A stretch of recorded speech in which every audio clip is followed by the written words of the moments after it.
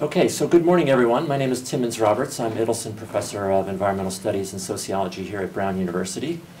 Welcome to the Watson Institute for International Studies. Watson seeks to promote a just and peaceful world through research, teaching, and public engagement, focusing on three main areas: development, security, and governance. The Institute leverages Brown's tradition of true interdisciplinarity to foster innovative, policy-relevant scholarly activities. So a warm welcome to all of our speakers for making the trip here, and a special warm welcome to the Fundación Botín alumni scholars and others that are watching online. We will be remembering you, and hopefully we'll be getting your questions in during the session. We'll be live tweeting for the event, so those who are watching online, you can follow the discussion at the hashtag CHLACC, and that catchy hashtag should get pretty busy during the day. We had an event back in April that we had 2,000 online viewers actually about Latin America and climate change, and so we're hoping to get a large fraction of that today, and we welcome everybody. And do send in your questions for your panelists, which we'll try to incorporate into the discussion. The conference is being organized today by Brown's Climate and Development Lab at the Institute at Brown for Environment and Society, and the Center for Latin American and Caribbean Studies here at the Watson Institute. It relates to a project we're being carried out between the lab, the Climate and Development Lab, and one of the UK's leading environmental organizations, E3G. So our Climate and Development Lab works on policy-relevant research. It's a sort of a think tank of faculty, students, and staff. And we're all traveling to the Lima negotiations in about 2 weeks for the United Nations Framework Convention on Climate Change. And we've been going for about the last 4 years. A huge thank you to the Fundación Botín for generously funding this event. And a big thanks to the Center for Latin American and Caribbean Studies, Professor Richard Snyder, the Center Director, and Center Manager, Administrator Kate Goldman for their support in helping us organize this event. Finally, thanks to the CDL team, the Climate and Development Lab, which led the organization, Guy Edwards, the mastermind, Allison Riley, Marguerite Sosa-Gole, Maria Camila Bustos, back here, Jihao Zhang, and Sophie Purdom, and Tori Hoffmeister. The timing of the conference is particularly pertinent. China is playing a major role across Latin America as a creditor, as an investor, and as a trade partner. The UN Commission for Latin America, ECLA, otherwise known as CEPAL in Spanish, and the Caribbean, predicts China could displace the European Union to become Latin America's second largest trade partner in the next year or two. The Intergovernmental Panel on Climate Change Fifth Assessment Report, just released in the last few weeks, the summaries, confirms that China and Latin America are highly vulnerable to the climate impacts such as floods, droughts, and sea level rise. We could say much more about that, but we're going to be brief. Next month, the UN climate change negotiations will meet in Lima, which puts the Peruvian government in an important position as the chair of the negotiations. It's hoped that countries will agree there on at least the basic framework for a draft for a new global agreement, which will take effect starting in 2020, but it's going to start working in 2015. It has to be finalized in Paris next year. As the world's largest emitter of greenhouse gases, and soon to overtake the United States as the world's largest economy, measured according to purchasing power parity, this year, China's contribution to the global response to climate change is pivotal. And the agreement in the last 2 weeks now between the United States and China is, I think, given a new impulse to negotiations, to actions around the world, we hope. We'll see in Lima really where we're going.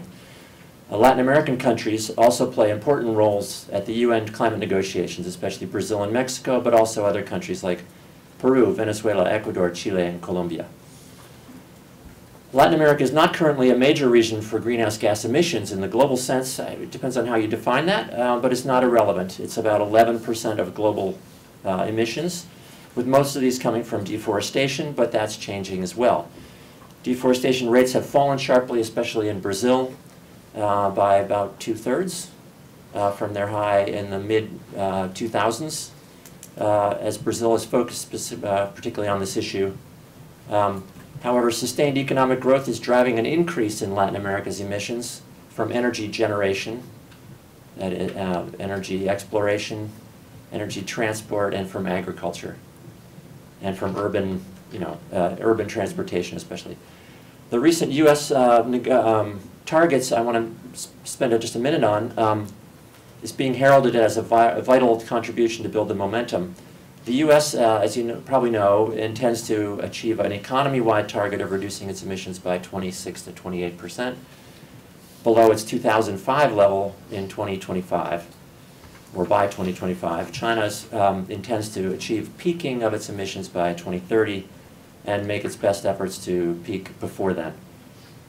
It's also trying to have about 20% of its energy come from non-fossil fuels, which means nuclear, solar, wind, and other renewables. This has potentially enormous consequences for clean energy in China, and as in its role as the sort of leader of green energy. In Latin America's case, various Latin American countries are taking steps to confront climate change. Mexico has passed a comprehensive climate change law in 2012, with targets to reduce emissions by 30% by 2020 and 50% by 2050.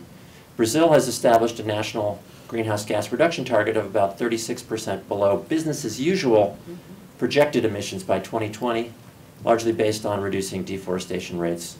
And they're actually beyond that level right now. But deforestation may be coming back up. By early 2014, at least 19 countries in the region had renewable energy policies, and 14 had renewable energy targets, such as Chile, which aims to cover about 20% of its electricity with renewables by 2025. At the APEC and the Asia-Pacific Economic Cooperation meetings and the G20 Group of 20 meetings earlier this month, China and Latin American countries discussed various new agreements to increase their cooperation. Mexico and China plan to set up a $2.4 billion investment fund to support infrastructure, mining, and energy projects in Mexico. You'll hear more about this later. Latin America has a remarkable endowment of natural resources and energy reserves, including about 25% of the planet's arable land, 22% of the world's forest areas, home to the second largest oil reserves outside of the Middle East. What happens to those fossil fuel reserves if they stay underground or are burnt and their carbon launched into the atmosphere will have determinative effects for Latin America and the world's future.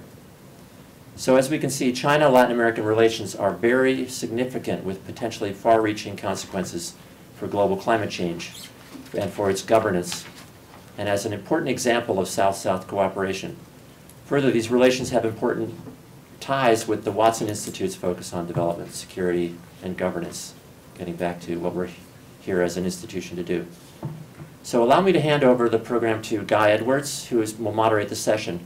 Guy is our research fellow and the co-director of the Climate and Development Lab here at Brown University's Institute at Brown for the Environment and Society. He also manages the lab's work on Latin America and climate change. He's really, I think, emerging as one of the world's the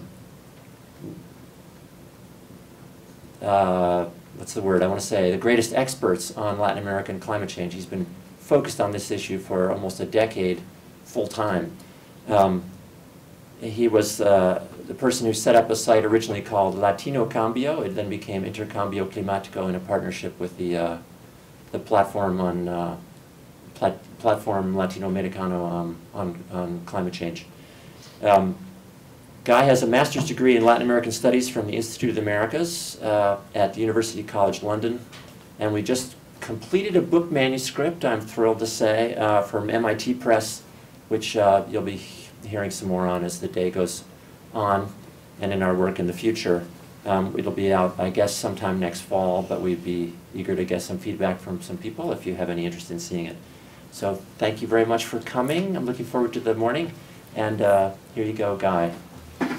Thanks.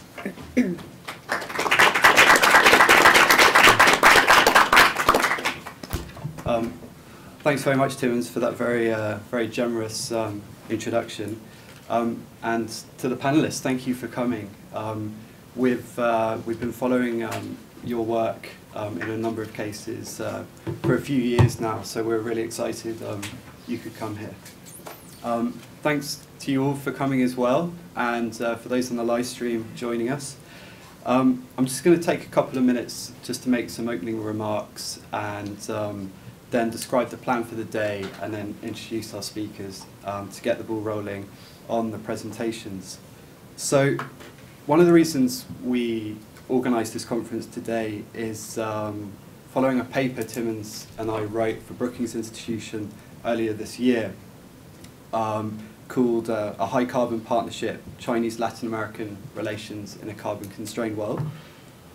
This paper was far too short to cover the complex and far-reaching connections China is building in Latin America. So our hope for the conference today is to build on some of these initial thoughts and provide a platform for new ideas on the subject, given the broad expertise and knowledge of our speakers. So just a couple of points. China's investment, trade and loans in Latin America, like those of other major powers in the region, tends to focus on high carbon activities, including fossil fuel extraction, large-scale agriculture, and energy-intensive industries such as mining. China's rapidly increasing investment, trade and loans in Latin America may be entrenching high-carbon development pathways in the region. In other words, the type of interactions between China and Latin American countries appears to be out of sync with those calling for greater emphasis on decarbonising the global economy and low carbon and sustainable development. It's just worth mentioning that China is not creating a new problem for certain Latin American countries of resource dependency, but is extending, transforming and increasing an old one. One of our key questions is whether there is a tie between China's role in opening up vast resources in Latin America and the way those nations make national climate policy and how they act at the UN climate talks. We've just heard from Timmins that China and Latin America are both critical to the success of any global effort to address climate change and how both are very vulnerable to climate impacts. Therefore, staying on or moving towards low carbon development pathways is critical for these countries. But substantial Chinese investments in natural resources and commodities, when combined with those of other nations and firms, run the risk of taking Latin American countries in an unsustainable direction. So the rapidly expanding economic, commercial and political ties between China and Latin America could have far-reaching implications for the climate change agreement next year in Paris, and global climate governance in the decades to come. And just a couple more very brief points, and I hope this is something we're really going to look at today. Chinese investments and imports of Latin American natural resources may be strengthening the relative power of political and commercial domestic constituencies and of dirty ministries such as ministries of mining, agriculture and energy, in relation to environmental, climate change ministries and departments. So these cleaner ministries are traditionally weak and marginalised in the region. So China may be inadvertently undermining Latin American countries' efforts to deal with climate change by reinforcing and strengthening actors within those countries and governments that do not prioritise climate change in the first place and that regards efforts to protect the environment or boost low carbon development as a brake on economic growth. So, of course, there is two sides to this story, and with the slide and the poster for the event, with these kind of two bubbles coming together with the wind turbines and then the chimney spewing carbon emissions, we really want to talk about the two sides to this story. And there is a very positive situation going on, which, if could be expanded, could could be really quite transformative for Latin America's low carbon development. And that is that China is interested in working with the region on climate change, but thus far official or multilateral exchanges have been limited. But I think the opportunities for low carbon growth are considerable, and just one example is China's growing influence in global renewable energy markets, which present excellent opportunities for the region. So to wrap up, the aim of this conference is to better understand the development of Chinese-Latin American relations and explore some of the opportunities and limitations towards establishing a more sustainable agenda and tackling climate change. The timing is particularly relevant given preparations are underway to hold the first China Community of Latin American and Caribbean States, CELAC, forum, and the launch of a new Chinese, Latin American and the Caribbean cooperation plan from 2015 to 2019, which is going to be happening early next year in January, apparently. So therefore, there's an important opportunity to discuss how the issues of climate change, promoting low carbon development and protecting the environment might feature in Chinese Latin American relations going forward. So that's just a couple of opening comments. So the plan for the day, we're now going to hear from our panelists who are going to present for about 12 minutes each. That's the aim. So I'll try and keep you on time. I'll give you a wave from over here. Then I'm delighted to say we're being joined by Dr. Gao Jian, who is the former Vice Governor of the Chinese Development Bank, which is the largest lender in Latin America, who will be commentating on the presentations. We're then going to have a quick break and we'll come back for a discussion. But let me introduce our speakers for this morning panel. Firstly, Lisa Vasidi, who's Director of the Inter-American Dialogue's Programme on Energy, Climate Change and Extractive Industries. Lisa has written numerous reports on energy policy, climate change, social and environmental impacts of natural resource development and the geopolitics of energy. Sandra Lopez, on the far end, works for the Inter-American Development Bank as a consultant in the climate change and sustainability division, in charge of the promotion of low emissions development strategies in Latin America and the Caribbean countries. Sandra used to work for Colombia's Ministry of Environment and Sustainable Development and was also a former member of Colombia's delegation to the UN climate change talks. Rebecca Ray is a research fellow at the Global Economic Governance Initiative of Boston University's Paddy School of Global Studies. She's a PhD student in economics at the University of Massachusetts Amherst, and her research examines development strategies in Latin America and the impact of international finance on domestic labour markets, living standards and environmental sustainability. And then we have Reggie Peng from the Institute of Latin American Studies in the University of Texas at Austin. Reggie's a second-year master's student, and her research interests include the political economy of development, human-environment relations, migration, gender, and ethnic studies. And we're excited to hear about her work on Ecuador's hydroelectric projects, which are being financed by China, which is a really important case study. And then finally, Dr. Gao Jian.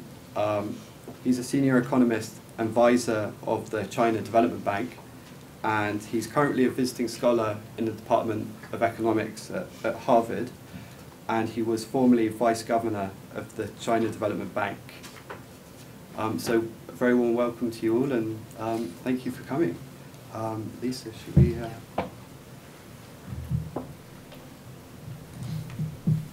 Perhaps we should migrate so that you can see the slides. yeah, so you can just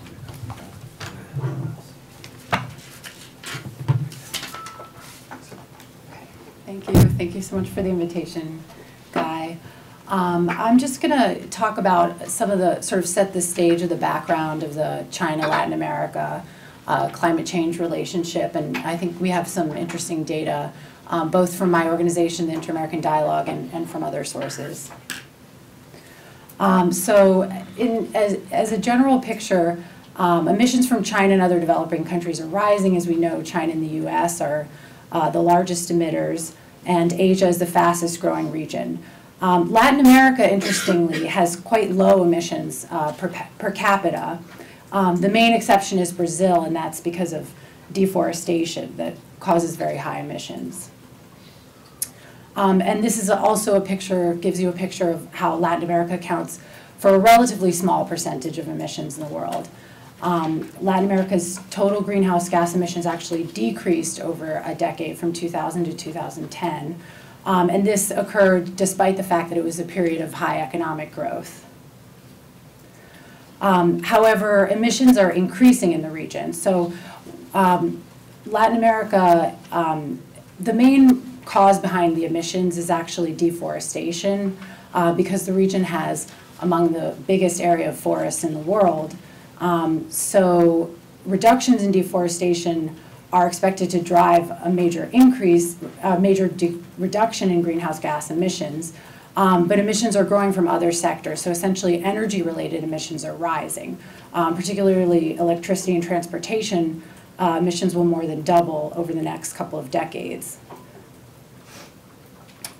So globally, the norm is for approximately 2/3 in most countries of emissions to come from energy, and about 1/3 comes from land use.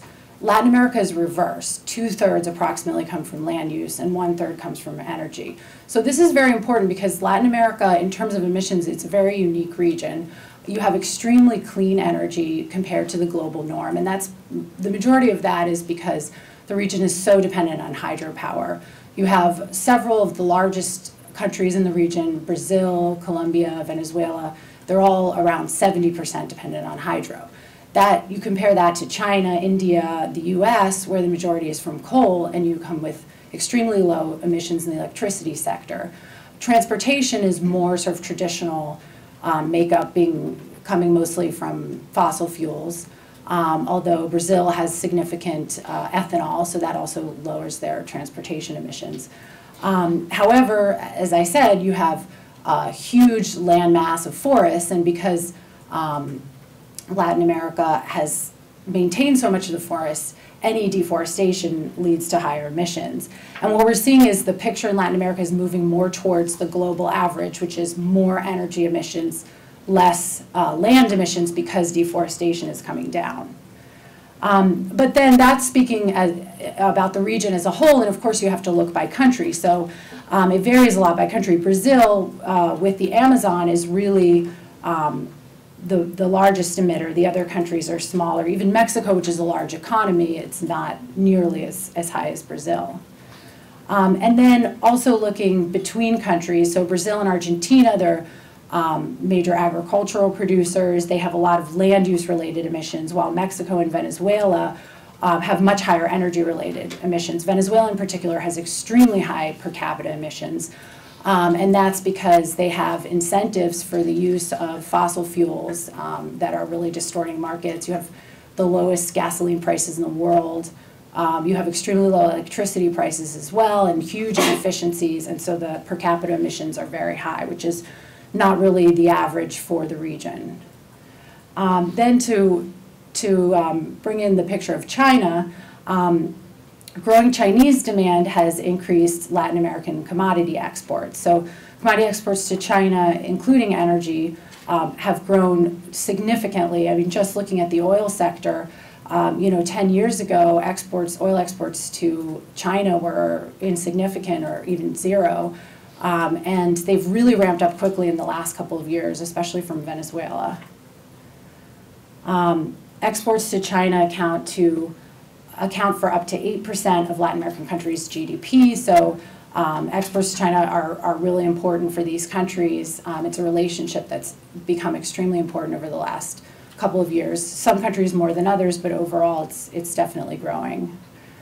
Energy-intensive sectors attract the most Chinese investments. So not just talking about exports, but also talking about foreign direct investment. There's a huge amount of investment coming into coal, oil, metals, all of these industries. So we have the breakdown here. Also, Chinese foreign direct investment has stimulated Latin America's oil and gas industry. So if you look at these two, what this chart shows is overall investment from the world, the portion that's oil and gas, for example, is only 15%. But when you look at the breakdown from China, it's very different. It's 70% is in oil and gas. Now, what impact that has on the industry is another discussion, because I think, you would have to ask whether these, there's a demand for oil and gas, so these investments, may be coming from somewhere else. Anyway, that doesn't necessarily mean that if the Chinese weren't investing that there would be no oil and gas production in the region. Of course, that's not true. But it does mean, there's more, if there's more capital, it could bring down costs, and it could make it easier to extract oil and gas. But that's something that, we would have to debate. This is a snapshot from the Inter-American Dialogue and Boston University database, which if you haven't seen it, it's hosted on our website, and we get a lot of the data from BU. And this is something that my colleague works on, but it's very important for the discussion that we're having, so I wanted to show a snapshot. China's provided over $100 billion in loan commitments to Latin America. That's more than all of the major development banks combined. It's really significant.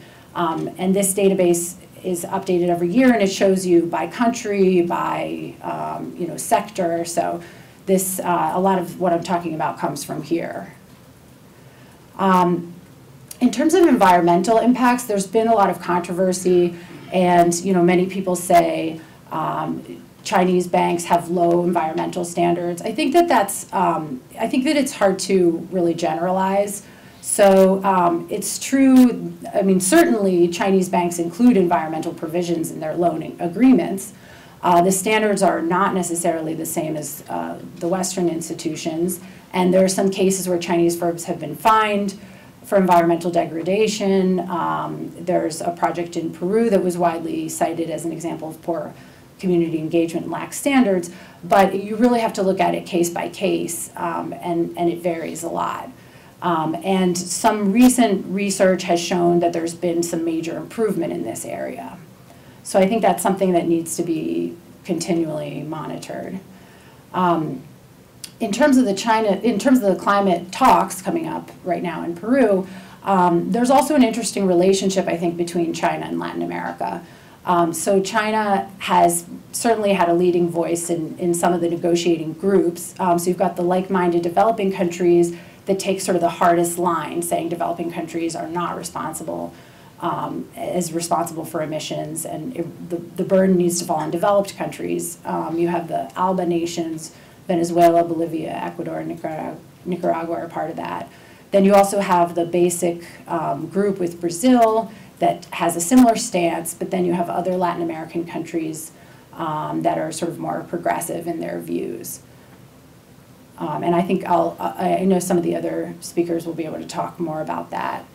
And then, as I think Tim also mentioned, there are some plans in the region for emissions reductions.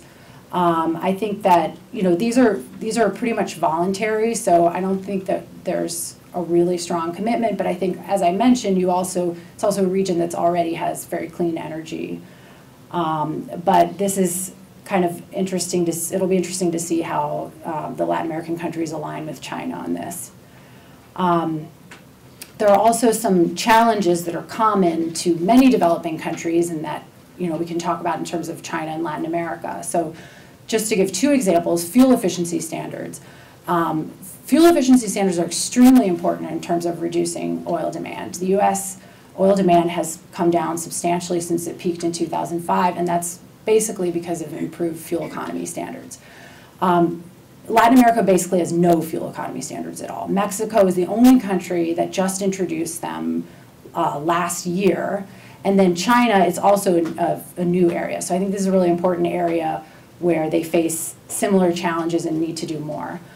And then similarly with carbon markets, this is sort of a nascent initiative that's happening in a couple of countries. You've got carbon taxes that have been very recently introduced in some countries, carbon markets, and that's something that we see in Latin America and China. And then there are opportunities for technical cooperation. I think there's not a whole lot going on right now. We did a report that I brought some copies about Chinese investment in Brazil's energy sector. We looked at oil and gas, renewables, and transmission.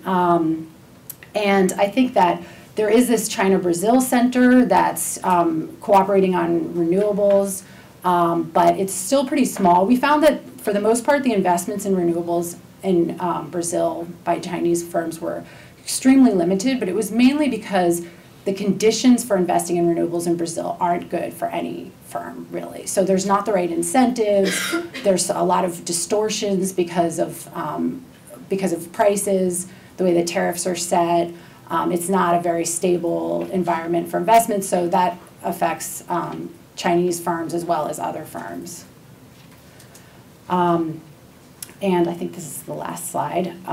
So China is slowly increasing investment in low carbon technologies. So there has been some expansion in this area, even though I said that it was limited, but hydropower is the main area where there actually is a lot of Chinese investment, especially State Grid is investing in a transmission line that's going to be bringing energy from a major hydro project.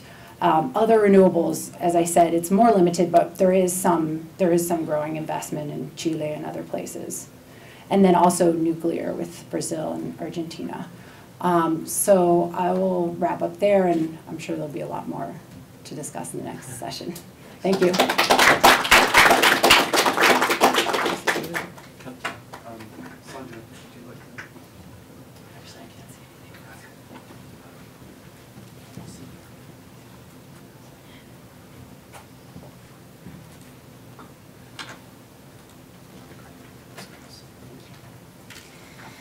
Well, so thank you very much for inviting me to this interesting conference. As Lisa has given us a good picture of GHG, greenhouse gas emissions in Latin America, now I would like to provide some examples on how the bank, the Inter-American Development Bank, is contributing to the region, and how Chinese investments are included in those projects. Firstly, the Inter-American Development Bank is helping its borrowing member countries, basically 26 Latin American and Caribbean countries, adapt to climate change impacts and reduce greenhouse gas emissions through lending operations, technical cooperation, and knowledge generation. The IDB's response to climate change focuses on land use and forestry. As we have seen previously, the forestry degradation is a huge source of emissions. Agriculture and livestock, energy efficiency, sustainable urban transport, water resource management and sanitation, and also renewable energy. I would like to highlight that by 2015, 25% of the total bank lending support operations in climate change, environmental sustainability, and sustainable energy is a huge target for lending operation, which has not precedents. The IDB is working to meet this 25% goal through its climate change strategy that promotes the development and use of a range of public and private sector financial and non-financial instruments to enhance the region's institutional, technical, and financial capacity to address climate change. It also provides guidance for the bank's dialogue on regional and national climate policy agendas with governments, private society, and private sector and civil society. Regarding mitigation activities promoted by the Inter-American Development Bank, I would like to highlight some of the operations of the bank to give you an example on the importance of collaborating not only internally within different divisions within the bank, but also extending outreach with different governments, development banks, and multi-donor funds in order to achieve resource mobilization for greenhouse gas emission reductions projects that also contribute to quality of life and private sector participation. So firstly, we have the Eco Casa program, which is a sustainable housing program in Mexico. Last year, exactly last year, on November 20th, the United Nations Framework Convention on Climate Change awarded the Eco Casa program a global example in the fight against climate change. The Eco Casa program supports the construction of 27,000 efficient homes that will help to reduce GHG emissions by at least 20% compared to conventional homes, while improving quality of life and low-income families who live in these houses. So Eco Casa is a good example of collaboration, of resource mobilization from different governments, development banks, and multi-donor funds.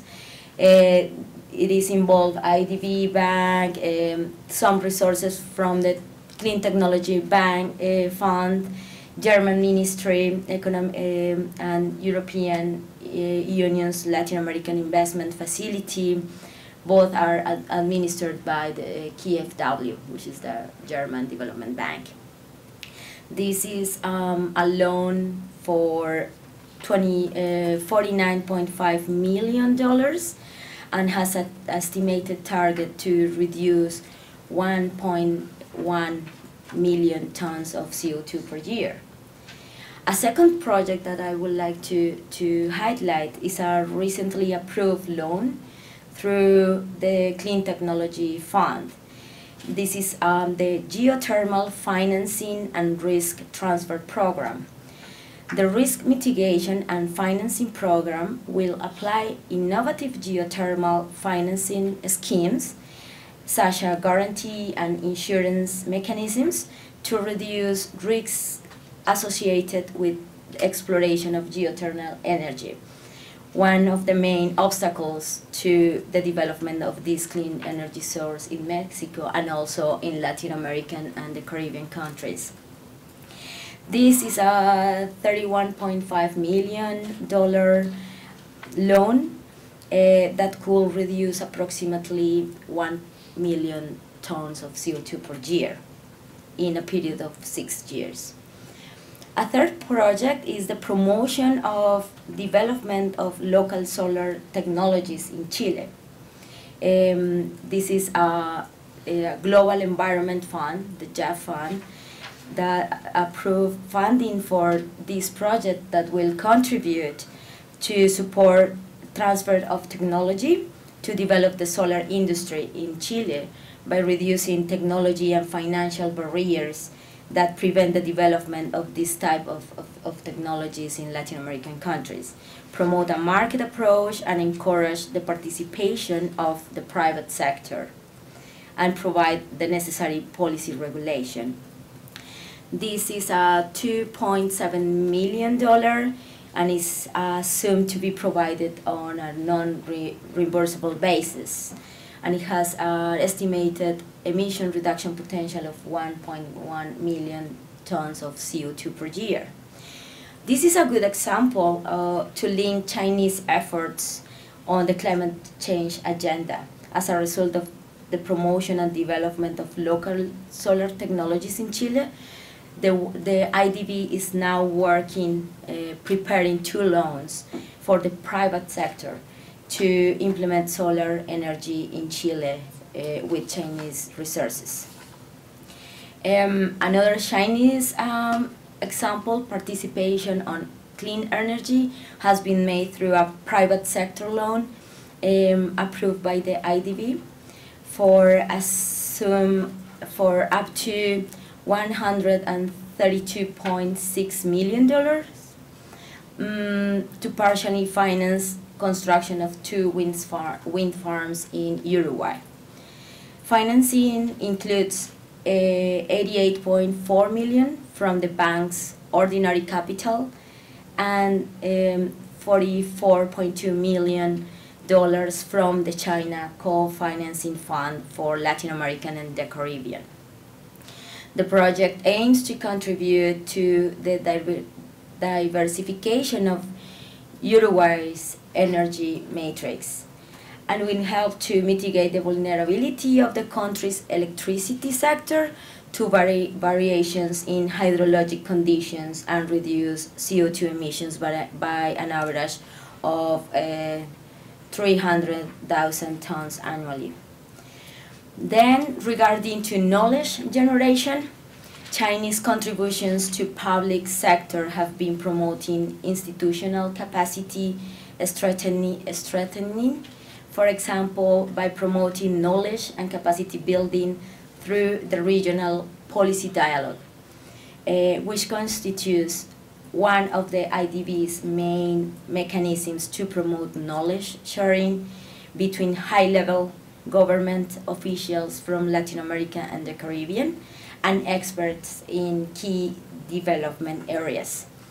This dialogue covers strategic topics for the region through its 17 networks. To mention some, we have the Water and Sanitation Network, Climate Change Network, Education, Energy, Disaster Risk Management Network, Gender Equality, Transport, among others.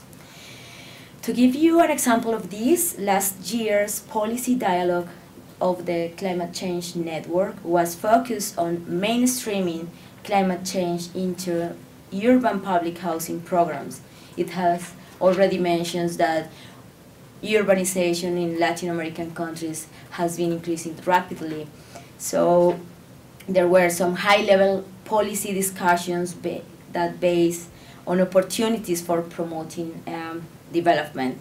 On one hand, sustainable public housing, which comprises energy-efficient materials, energy conservation and energy efficiency, and also land planning and density and public sector.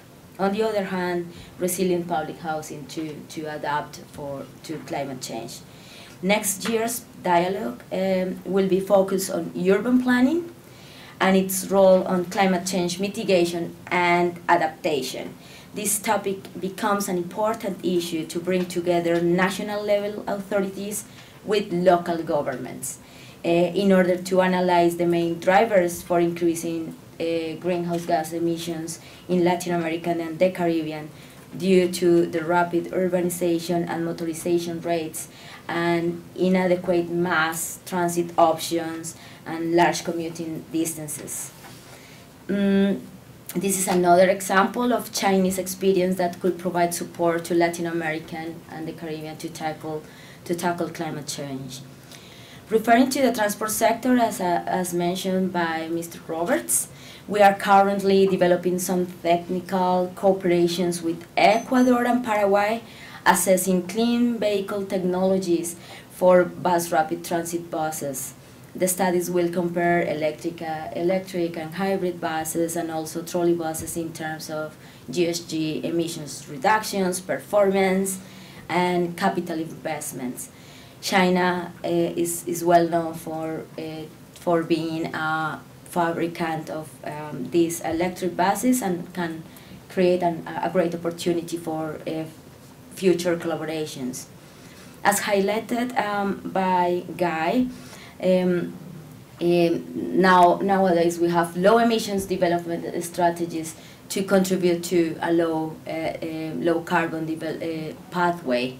So finally, in this topic, the IDB is working on giving support to the low emission development strategy initiative in Latin American and Caribbean countries. It's called Let's LAC, which is a community of practice that brings together leaders of low emissions development in Latin American and the Caribbean and international institutions.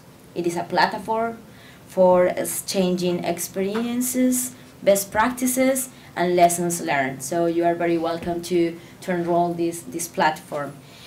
To conclude, I believe there are many opportunities for collaboration between China and Latin American and the Caribbean countries, not only for capacity building activities, technology transfer, deployment, and local development of those technologies, but also to work together on a low carbon path and tackling climate change. Many thanks.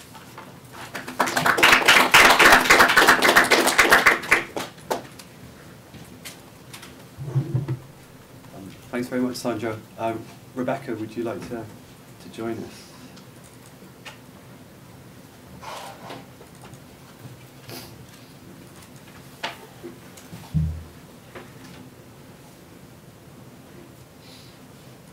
Before you get started, do you have a Twitter handle? Do I have a Twitter handle? I'm sorry, I don't. Just be you. Gaggy does, but I'm afraid it's brand new and I don't know what the handle is yet. I'm sorry.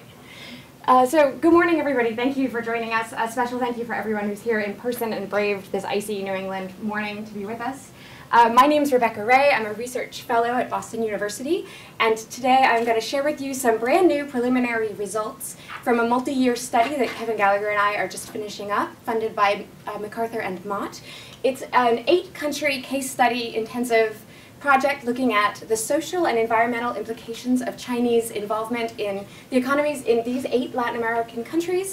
And today, in this presentation, I'm just going to focus on the environmental aspect of it, keeping up with our theme today, specifically in these 3 areas: GHG emissions, water footprint, and deforestation. And our data shows that exports to China from Latin America are much higher in their greenhouse gas intensity and in their water footprint, as well as in their deforestation implications, than Latin America's exports elsewhere in the world. Lisa's already showed you this in terms of the investment incoming money, but also in terms of trade. It's the same story. If I have time at the end, I'd also like to share some of the best practices, some of the good news that we've learned from various countries in the region, as well as Chinese lenders and NGOs in the region. As Lisa's already shown you a similar chart to this looking at investment, but here's the trade side of things. Along the bottom, you'll see we have LAC exports to China, to the world as a whole, and Chinese imports. As you can see in the middle column, all Latin American exports are fairly balanced between ag, extraction, and manufacturing. But LAC exports to China are overwhelmingly concentrated in extraction, and with ag secondarily, whereas Chinese imports are overwhelmingly concentrated in manufacturing. So this story of concentration from Latin America to China is actually quite unique for that relationship, and that's going to be the basis for a lot of the rest of my presentation. When we move on to greenhouse gas and water intensity, like I said, we see along the bottom all economic activity, all Latin American exports, and all Latin American exports to China. And we can see that the greenhouse gas intensity of those exports is higher for Latin American exports to China than for the rest of the world. Also, the water footprint is much higher than, and the reason for that is Glenn Peters at the University of Oslo has put together fantastic data looking at the greenhouse gas intensity of production by sector and country. We can combine that with UN Comtrade trade data to look line by line at the sources of greenhouse gas emissions and trade flows.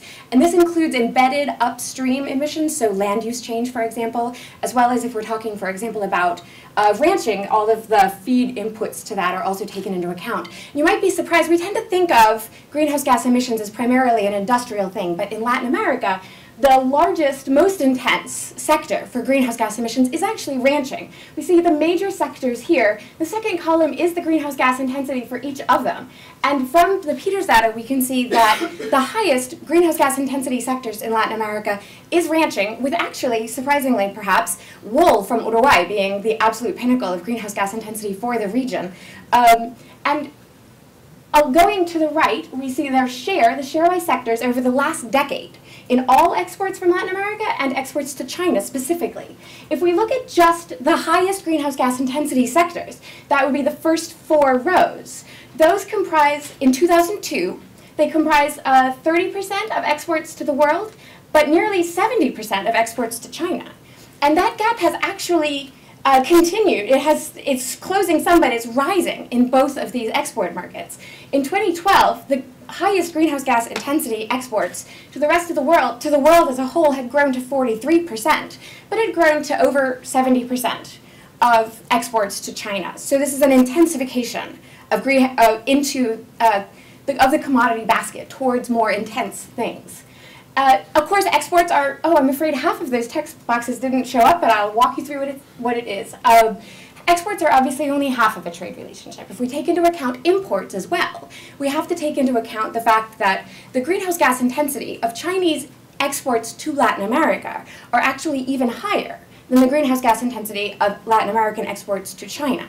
So all of the products, or as the basket as a whole, Latin America's imports from China would have a lower greenhouse gas intensity if they were produced domestically in Latin America. So if we take into account the red line is embedded in imports from China to Latin America. This middle line is embedded in Latin American exports to China. So as you can see, the greenhouse gas emissions from imports to China are actually higher than those from the exports to China. So the import story is a very important part of the overall greenhouse gas intensity of the trade relationship with China.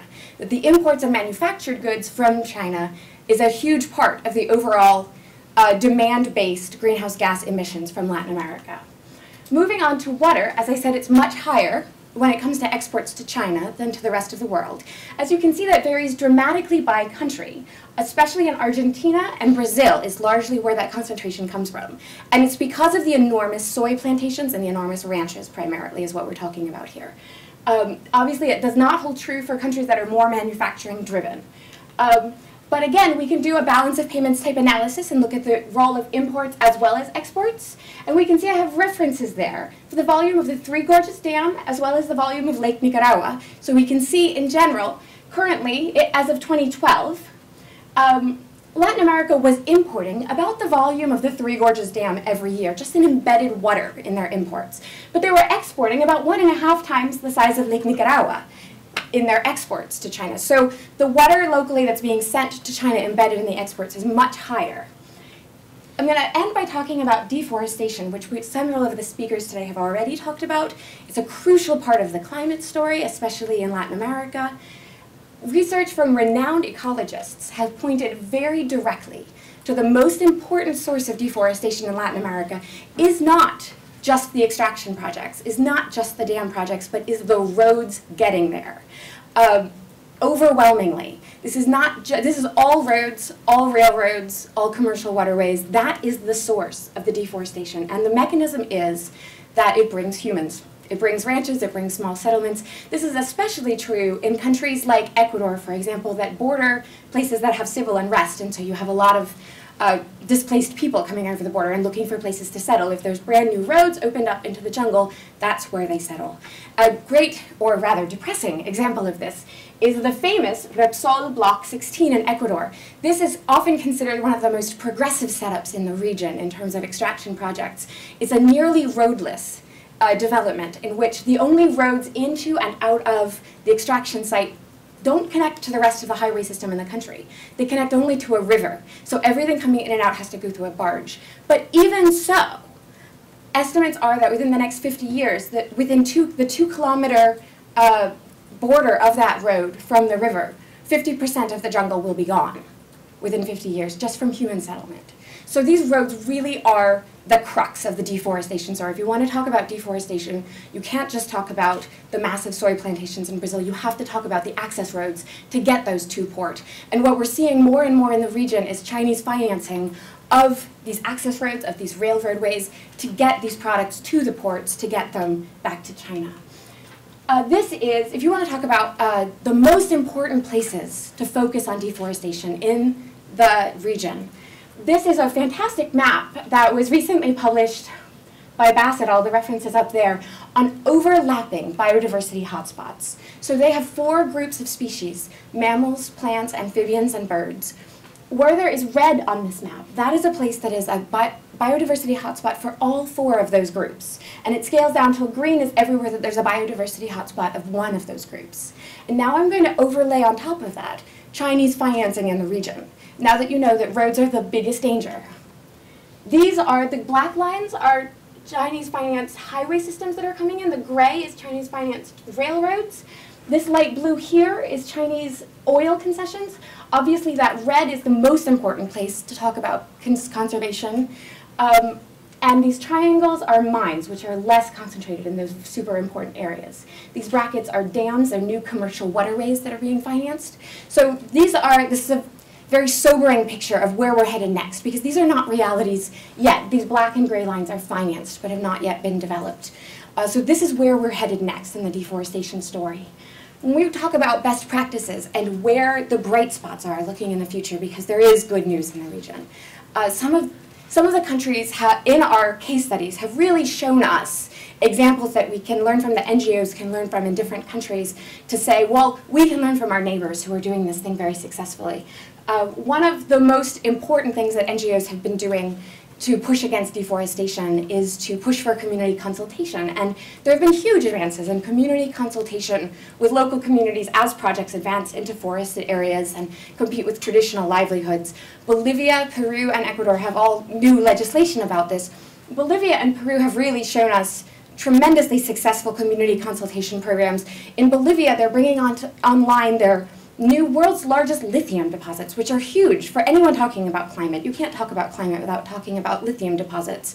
And Bolivia is holding the line with community consultation, and we are seeing that Chinese-financed lithium mines and development plants, processing plants, are being located in communities that are amenable to them, and therefore going to have a lower deforestation impact and a lower traditional livelihoods impact, so that is very good news.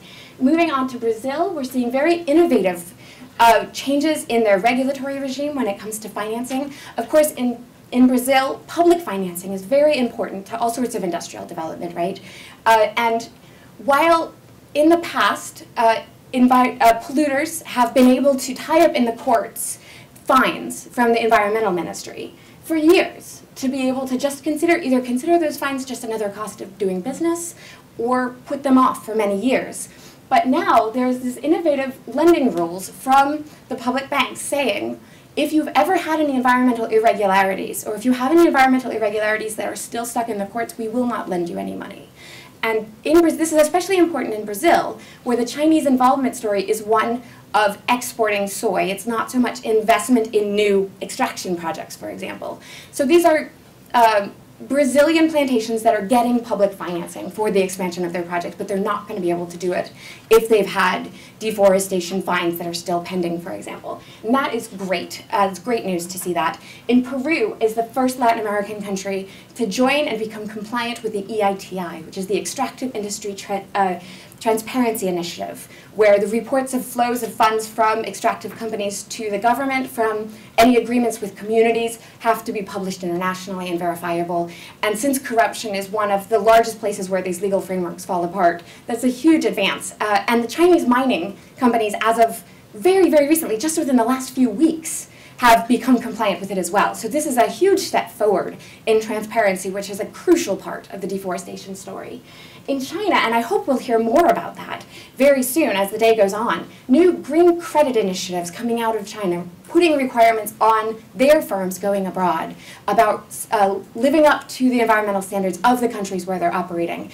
And finally, NGOs, the Centro de Derechos Económicos and Derechos Ambientales y Recursos Naturales, these two organizations from Ecuador and Peru have done phenomenal work of connecting communities that are affected by these firms with the Chinese lenders back home in China.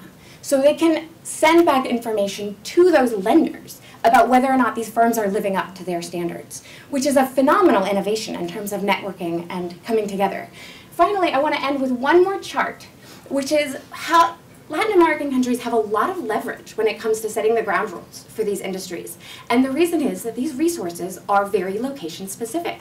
As Lisa shared earlier, so these are the 5 most important exports from Latin America to China in order of importance: refined copper, copper ores and concentrates, iron ores and concentrates, soy, and crude petroleum.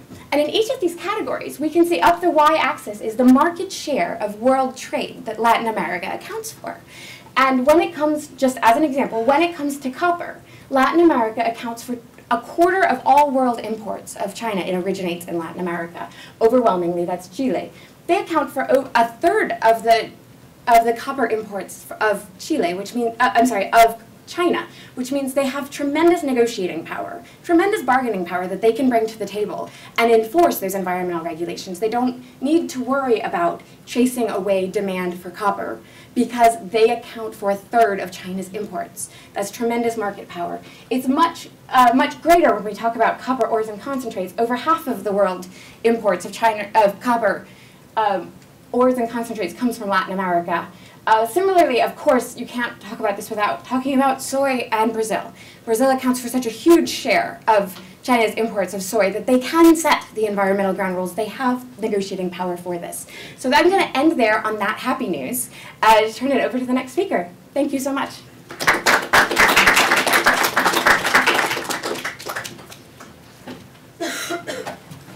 Great. Thanks very much, Rebecca.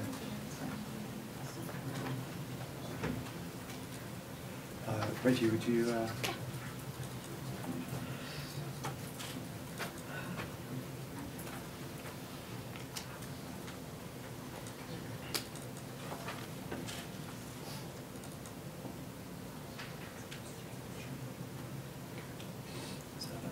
Second? Thanks very much for the previous speakers for outlining very exciting and structural analysis for the low carbon future between China and Latin America.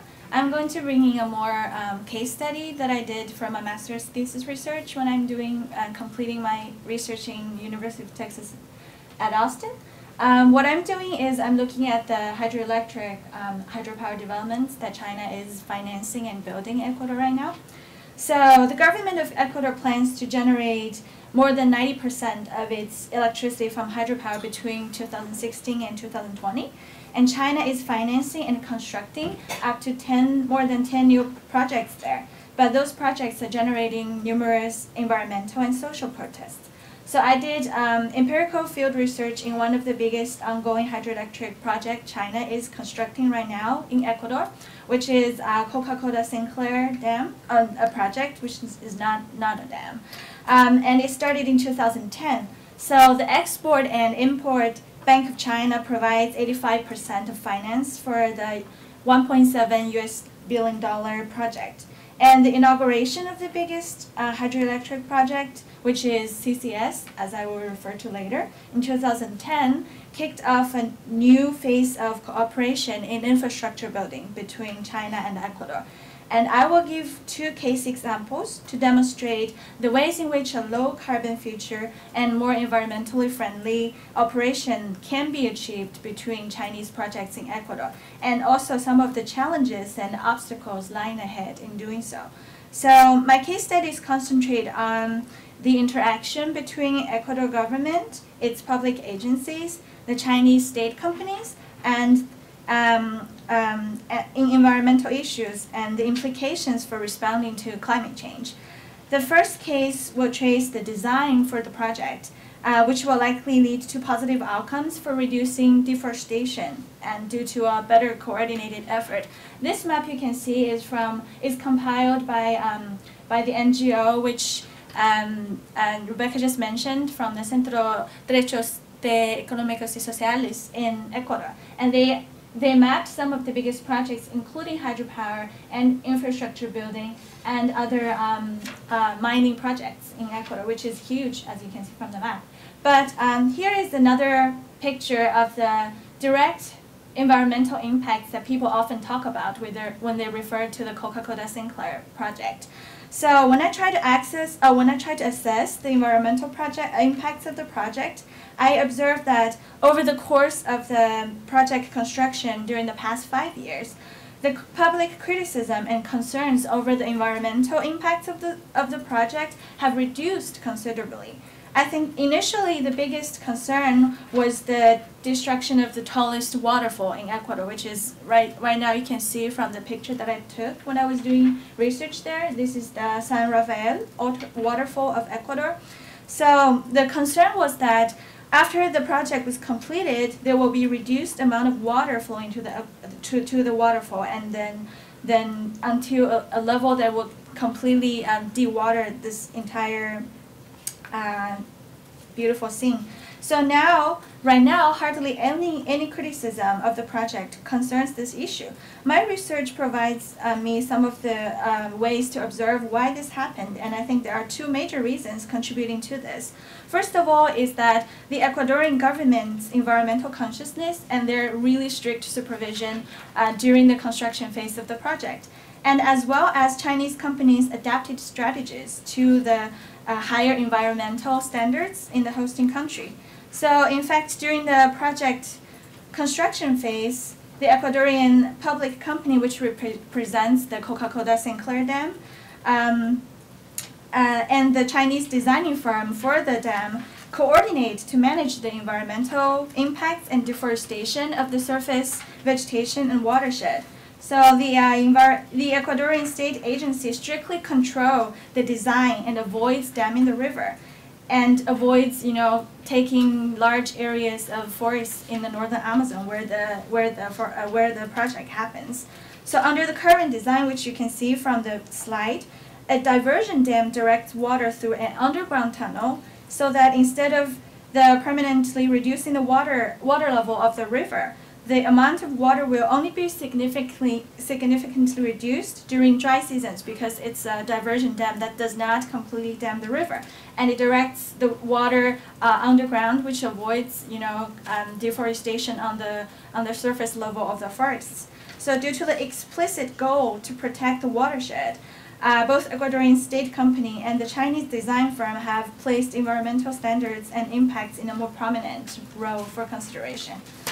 And besides, the Chinese state construction firm, which you can see now is their base for operation for the CCS project, the Sino-Hydro company has adapted considerably also to the local environmental regulations in terms of constructing the residential compartments and the actual project site for construction. For example, as you can see from the slide, the design of the main camp and for administration, offices, and housing for the project went through multiple versions of change and improvements to fit the national environmental standards for construction compartments.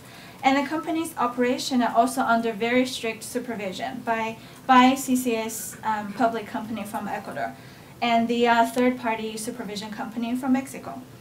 However, as we know, the large resource extraction projects and also infrastructure building projects do directly cause large-scale deforestation, as Rebecca mentioned, especially when people open up new roads and construction sites in some part of the primary rainforests. As you can see in the picture, for example, although according to the contract, which is this one, the sites for project compartments and roads will be restored after the project is completed. But when I did interviews and observations on the site, it reveals that it remains very ambiguous whether or not the local government wants to keep the compartment facilities for community building and for hosting more people who will likely move to the area for better chances of livelihood.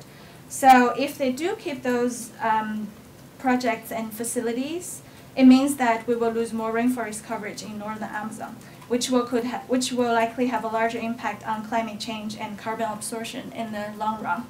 And this is another picture you can see when they open new roads to build those hydroelectric projects in different parts of the forest. So my other case study suggests how Ecuadorian government, environmental advocates, and Chinese companies are situated in the debate for environment protection and climate change. I hope this can help us imagine some of the possible spaces and strategies to reduce high impact and high carbon emission in the near future. So one of the emerging environmental concerns at this concluding phase of the project happens around the route of transmission for the electricity that will be generated from the project. The Electricity Corporation of Ecuador, which is SELEC, contracted the Chinese state company Harbin Electric International to build and operate the transmission line for the CCS project. Since the transmission line will cause very, very large-scale deforestation where it goes through, and adversely affect climate change, contestations arise because the proposed electricity line, as you can see, which is the red line right now, will partially go through a UNESCO Sumaco biosphere reserve. And the environmental activists and conservationists in this area affected by the transmission line have been negotiating with the electric company Ecuador, which is SELEC.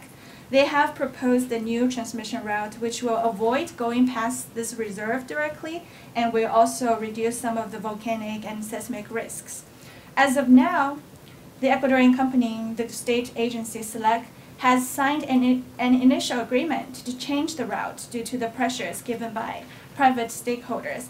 However, the Chinese company Harbin Electric International remains very passive and was not even involved in the decision-making process. So when conservationists and environmental activists negotiate with SELEC, the Chinese company Harbin is not included in the process. And the discourse and sentiments has that they are only the contractors of the project and they do not have the right to change the route of the transmission line or the plans that the Ecuadorian government has. So this very picture depicts one of the conflicts between a team of geologists from Harbin who went up to the proposed transmission route site for a geological survey. And they accidentally invaded an area of private land reserved for conservation and wildlife observation. Now, the owners of the conservation site is negotiating with SELEC to change the route, and they are also seeking legal actions against those Chinese invaders who are not necessarily informed about the changes that the government is negotiating with the private entities about the route. So the ongoing construction of CCS project and its transmission line briefly reflect some of the environmental concerns and different roles that Ecuadorian state, its public agencies, and the civil society and Chinese state-owned companies are playing in this entire game or in this entire planning for the future of a low-carbon development. On one hand, I find that civil society advocates seem to have some leverage, and as Rebecca also suggested, that the government has a lot of control over policies that will reduce higher environmental costs to climate change. But on the other hand, there seems to be a lack of coordination between Ecuadorian public companies and their so-called Chinese contractors or partners in terms of taking concrete actions to reduce carbon emission or other more impactful operations.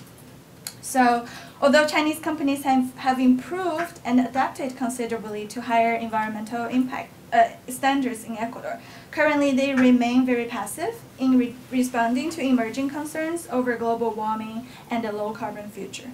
It becomes very, very problematic if the Ecuadorian state and Chinese companies maintain this model of cooperation around environmental impacts, carbon emission, and climate change, because especially considering the models of cooperation are moving to other areas for imminent carbon-intensive projects such as mining, petroleum exploration, and other infrastructure building projects. So my research suggests that both the Ecuadorian government agencies and the Chinese partners need to cooperate and collaborate more to achieve further goals in reducing environmental impacts in those emerging infrastructure and resource extraction projects. Thank you.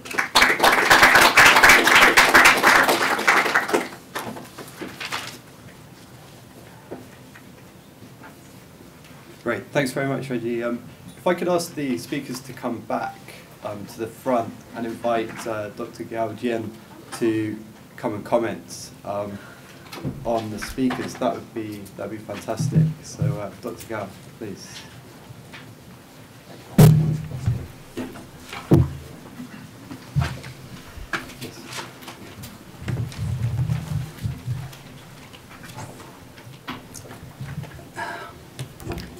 Thank you, Professor Guy, for inviting me here.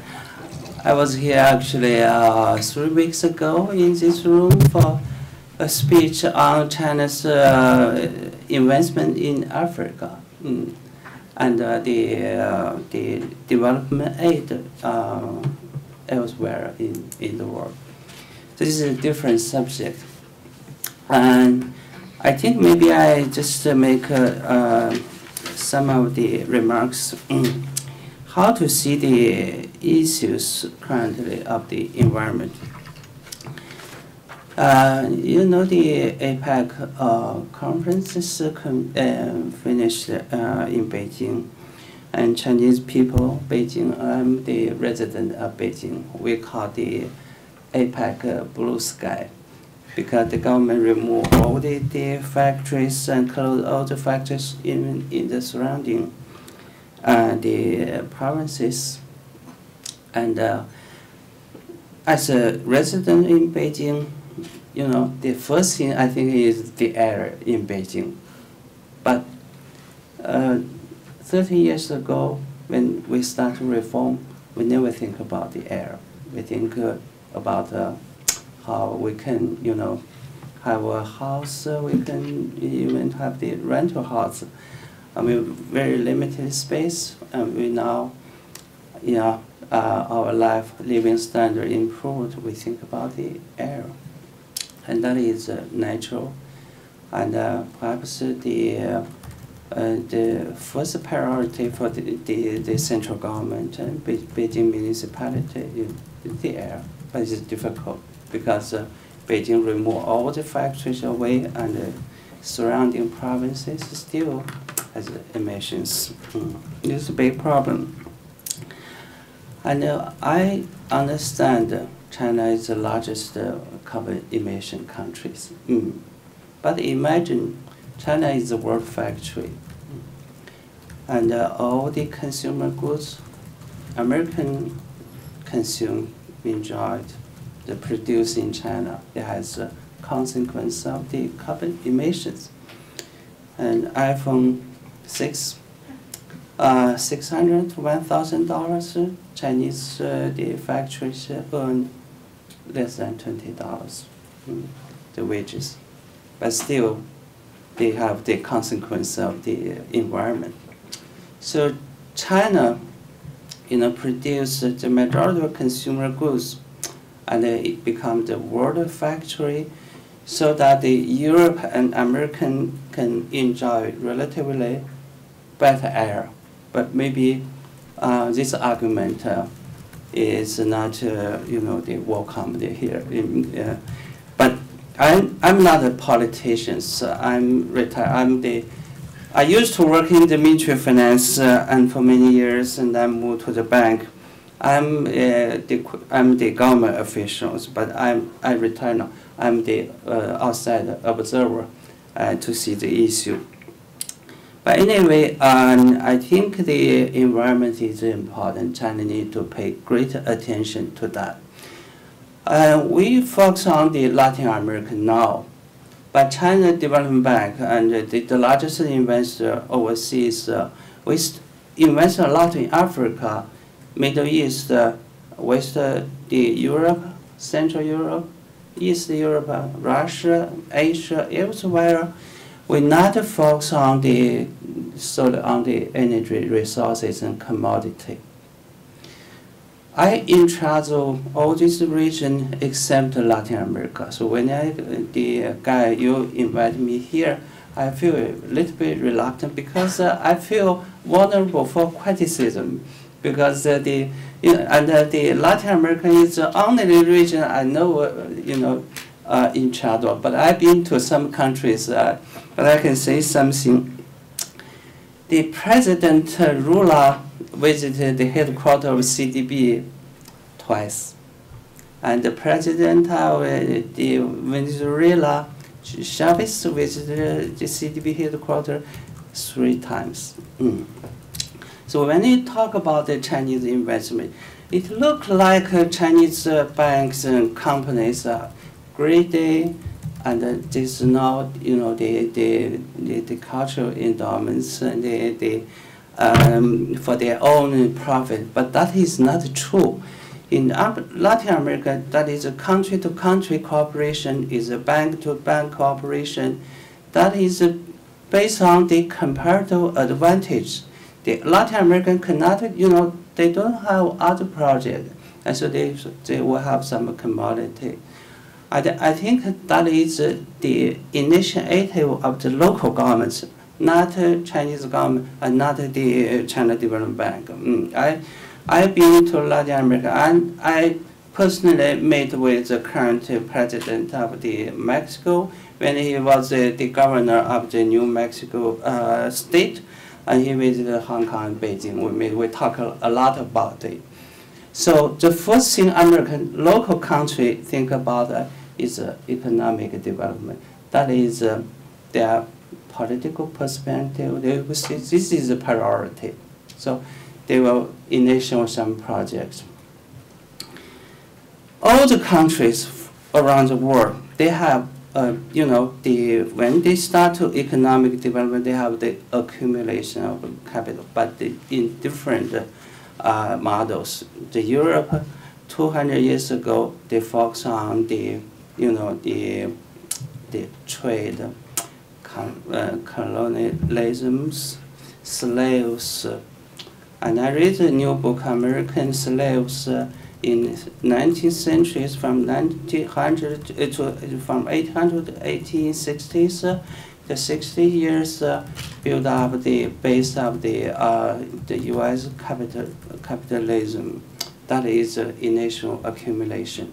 And China rely on what is the exploration of the farmers and the depositor.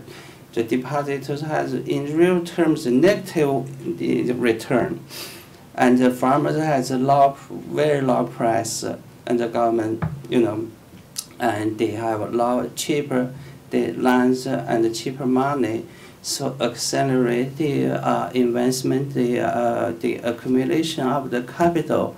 So China's the primitive, as Karl Marx mentioned, the accumulated very quick. But some countries like Russia and the Latin America, they have advantage of resource and commodity, so they want to develop faster, not use financial depression. They want to use the other, this is their comparative advantage to develop faster. So we need to find the roots of the issues and problems. So when we talk about the environmental problems, we need to think the political logic, economic logic, and the environmental logic should come into line. This is my first view. Second, China go abroad is a kind of rebalancing, not the greedy of Chinese firms. This is a government policy because we run a current account surplus, and we have to balance our external account by the capital account deficit. So we make the balance payment and the balance. So this is the strategy. So we have money accumulated, we need to invest, but there are a lot of demand for that. Africa, to get rid of the colonialism, tribal fighting, and the disaster, they start to think about the economic development. When we invest in the Eastern Europe, because the Eastern Europe always look westward, and when they discover after financial crisis, the West cannot support money for their development, they look eastward to China. So all the presidents come to Beijing to see, and then they ask for the money for the investment. And China's investment has 4 different levels. The first is government to government. We have government assistance, that is small, because that's from budget. We have the Action Bank's investment, that is subsidized by the government. And we have the bank level, that mainly China Development Bank and other this own commercial bank like ICBC, CCB, BOC, all the largest in the world. They have in terms of assets, and they invest in the region, but under the directory of the government guidelines. They always sign the agreement with the witness of the leaders of the local government and Chinese government. So this is the way they do. And third level is the state-owned the conglomerate, the huge, big, the constructors and the operators and the many others. And they are private companies like Huawei and ZTE, and then we come to the small private companies. When we see the environmental issues, these private companies, they are not under the directory of the government. They go to somewhere on their own, even without, the notification to the local embassies. And this is a problem we discussed many times. So the great companies is small private companies, not the SOE, because the SOE is it's 1 minute. The SOE is they not seek for the maximization of profit, because the wages, salaries is controlled. So the solution. As again, the political logic, economic logic, and environmental logic should come into line. I think we have a lot of new initiatives, and this conference is very important. We have a conference just 2 months ago in Brazil, in Sao Paulo, held by MIT and China, Latin America. This is a subject, not focused solely on the environment. And I also the speaker in that conference. And I think this conference is very important, draw the attention to the environmental issues. Just like CDB and many Chinese companies, local government start to realize the importance of the environment. This is very important. And CDB has we call it responsibilities. We need that, and the responsibilities we need to for the welfare of the local people. So we invest a lot in Africa in agriculture, irrigation, residential housing, small, medium-sized enterprises, microfinancing. So everything on this side. We will continue to do that in the Latin America. We have less discussion with the Latin American countries because this is far away. We take about 30 hours, 2 trips from the U.S. to China. Maybe so this is very time consuming. Less discussion. I think this kind of conference should hold more in China, in Latin American countries, and that the local government and Latin American countries need to to shift their attention to the environment, and also they need introducing up-to-date technologies. And I think the project invested in Ecuador for the hydroelectric is a good example. But maybe there are many others. And Chinese government and the CDB will definitely would like to go that way, like we committed in China. And after I return to Beijing, I will talk again with them about our investment in Latin America. I think we can do a lot by the multiple initiatives from the academic area, from the local government, from the China's government, the development bank, and many others. As a concerted effort toward that direction, I think that is so. This is the right timing to have this subject. Thank you.